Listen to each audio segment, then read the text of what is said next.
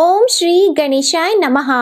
आप सभी को माघ मास के संकष्टी चतुर्थी व्रत की हार्दिक शुभकामनाएं। आज की इस वीडियो में आप सुनिए चौथ माता की कथा और भगवान विघ्नहर्ता गणेश की कथा।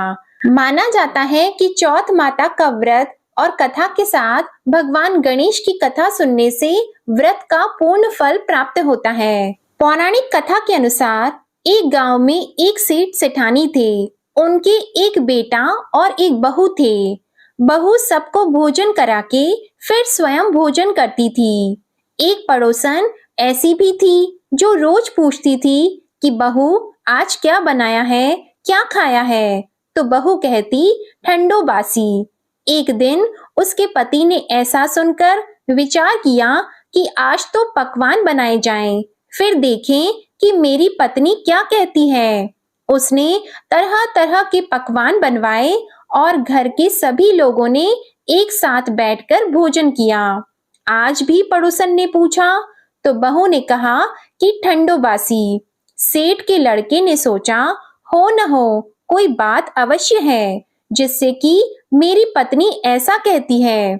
उसने पत्नी से पूछा तुम रोज ठंडो बासी खाया ऐसा क्यों कहती हो, जबकि हम सब ने एक साथ बैठकर कई तरह के पकवान खाए। उसकी पत्नी बोली हम जो खा रहे हैं वह बाप बूढ़ों की कमाई है।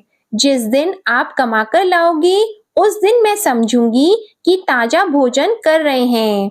अब एक दिन लड़के ने माँ से कहा मैं एक बड़े शहर में कमाई करने जा रहा हूँ। माँ बोली बेटा अपने पास इतना धन है कि खाया नहीं खत्म होगा।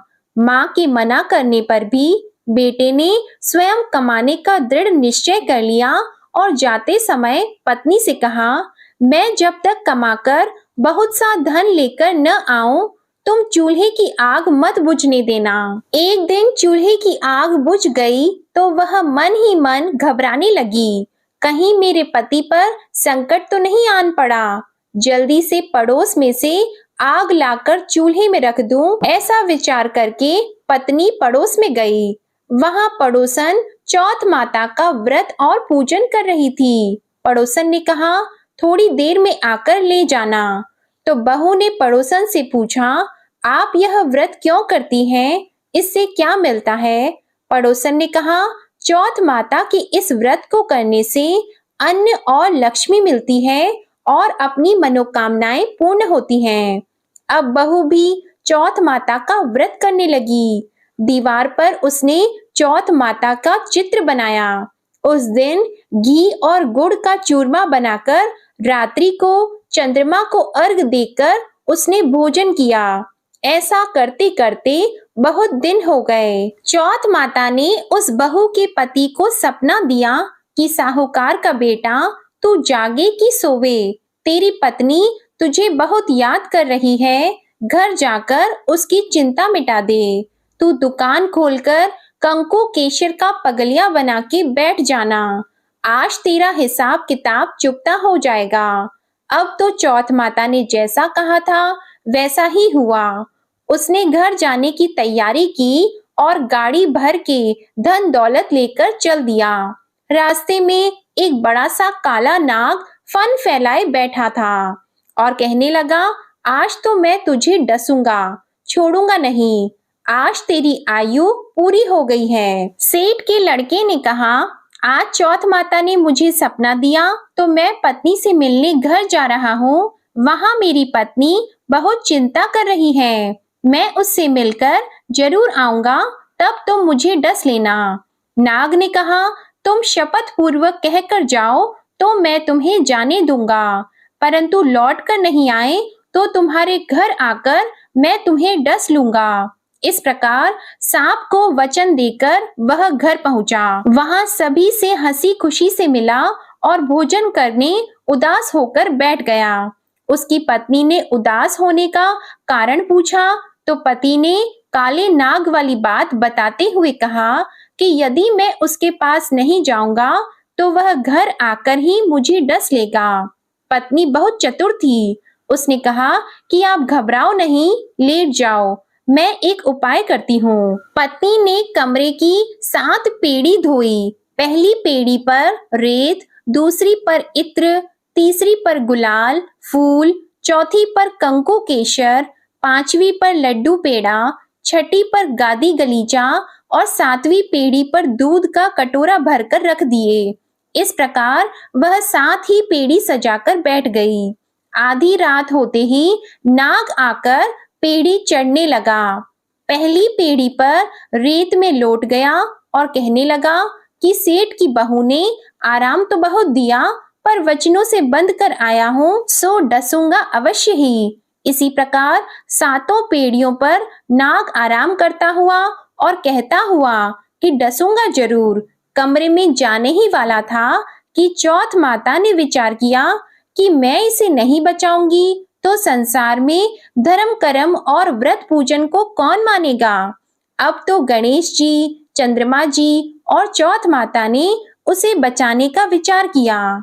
चंद्रमा जी ने उजाला किया, चौथ माता ढाल बनी और गणेश जी ने तलवार लेकर नाग को मार दिया और ढाल से ढक दिया। अब बहू भी थकी हारी सो गई। दिन निकला तो लोग बेटे से मिलने आए, परंतु बेटा बहू तो उठे ही नहीं थे। बहुत देर हो गई तो माँ उन्हें उठाने गई। माँ ने 7 पेड़ियों पर जो कुछ देखा तो वो बहुत ही घबराई और बेटा बहू को आवाज लगाई। बेटा बहू उठे तो देखा कि एक ढाल तलवार वहां पड़ी है। अब ढाल उठाई तो वही काला नाग मरा हुआ पड़ा है। बेटा बहू ने सोचा कि आज तो धर्म कर्म ही आड़े आए हैं, जो भगवान गणेश जी और चौथ माता ने अपनी रक्षा की। हे चौथ माता, आपने जैसी सेठ के बेटे बहू की रक्षा की, वैसी ही सबकी रक्षा करना। बोलो चौथ माता की जय। भगवान विघ्नहर्ता गणेश की कथा सुने बिना चौथ माता के व्रत की कथा अधूरी मानी जाती है, इसलिए अब आप सुनिए भगवान गणेश की कथा। एक समय की बात है, विष्णु भगवान का विवाह लक्ष्मी जी के साथ निश्चित हो गया। विवाह की तैयारियां होने लगी। सभी देवताओं को निमंत्रण भेजे गए, परंतु गणेश जी को निमंत्रण नहीं दिया। कारण जो भी रहा हो, अब भगवान विष्णु की बारात जाने का समय आ गया। सभी देवता अपनी पत्नियों के साथ विवाह समारोह में आए। उन सब ने देखा कि गणेश जी कहीं दिखाई नहीं दे रहे हैं। तब वे आपस में चर्चा करने लगे कि क्या गणेश जी को नहीं न्योता है या स्वयं गणेश जी ही नहीं आए हैं। सभी को इस बात पर आश्चर्य होने लगा। तभी सबने विचार किया कि विष्णु भगवान से ही इसका कारण पूछा जाए। विष्णु भगवान से पूछने पर उन्होंने कहा कि हमने गणेश जी के पिता भोलेनाथ महादेव को न्योता भेजा है। यदि गणेश जी अपने पिता के साथ आना चाहते हो तो आ जाते, अलग से न्योता देने की कोई आवश्यकता भी नहीं थी। दूसरी बात यह है कि उनको 1.25 मन मूंग, 1.25 मन चावल, 1.25 मन घी और 1.25 मन लड्डू का भोजन दिन भर में चाहिए। यदि गणेश जी नहीं आएंगे तो कोई बात नहीं, दूसरे के घर जाकर इतना सारा खाना पीना अच्छा भी नहीं लगता। इतनी वार्ता कर ही रहे थे कि किसी एक ने सुझाव दिया, यदि गणेश जी आ भी जाएं तो उनको द्वारपाल बनाकर बैठा देंगे कि आप घर की देखभाल करना। आप तो चूहे पर बैठकर धीरे धीरे चलोगे तो बारात से बहुत पीछे रह जाओगे। यह सुझाव भी सबको पसंद आ गया, तो विष्णु भगवान ने भी अपनी सहमति दे दी। होना क्या था, इतने में गणेश जी वहां पहुंचे और उन्हें समझा बुझाकर घर की रखवाली करने बैठा दिया। बारात चल दी। तब नारद जी ने देखा कि गणेश जी तो दरवाजे पर ही बैठे हुए हैं, तो वे गणेश जी के पास गए और रुकने का कारण पूछा। गणेश जी कहने लगे कि विष्णु भगवान ने मेरा बहुत अपमान किया है। नारद जी ने कहा कि आप अपनी मूषक सेना को आगे भेज दें तो वह रास्ता खोद देगी, जिससे उनके वाहन धरती में धंस जाएंगे। तब आपको सम्मान पूर्वक बुलाना ही पड़ेगा। अब तो गणेश जी ने अपनी मूषक सेना जल्दी से आगे भेज दी और सेना ने जमीन पोली कर दी। जब बारात वहां से निकली तो रथों के पहिए धरती में धंस गए। लाख कोशिश करें परंतु पहिए नहीं निकले। सभी ने अपने अपने उपाय किए, परंतु पहिए तो नहीं निकले, बल्कि जगह जगह से टूट गए। किसी की समझ में नहीं आ रहा था कि अब क्या किया जाए। अब तो नारद जी ने कहा, आप लोगों ने गणेश जी का अपमान करके अच्छा नहीं किया। यदि उन्हें मनाकर लाया जाए तो आपका कार्य सिद्ध हो सकता है और यह संकट टल सकता है। शंकर भगवान ने अपने दूत नंदी को भेजा और वे गणेश जी को लेकर आए। गणेश जी का आदर सम्मान के साथ पूजन किया। तब कहीं रथ के पहिए निकले। अब रथ के पहिए निकल तो गए, परंतु वे टूट फूट गए तो उन्हें सुधारे कौन। पास के खेत में खाती काम कर रहा था, उसे बुलाया गया। खाती अपना कार्य करने के पहले श्री गणेशाय नमः कहकर गणेश जी की वंदना मन ही मन करने लगा। देखते ही देखते खाती ने सभी पहियों को ठीक कर दिया। तब खाती कहने लगा कि हे देवताओं, आपने सर्वप्रथम गणेश जी को नहीं मनाया होगा और न ही उनका पूजन किया होगा, इसलिए तो आपके साथ यह संकट आया है। हम तो मूर्ख अज्ञानी हैं, फिर भी पहले गणेश जी को पूजते हैं, उनका ध्यान करते हैं। आप लोग तो देवतागण हैं, फिर भी आप गणेश जी को कैसे भूल गए। अब आप लोग भगवान श्री गणेश जी की जय बोलकर जाएं तो आपके सब काम बन जाएंगे और कोई संकट भी नहीं आएगा।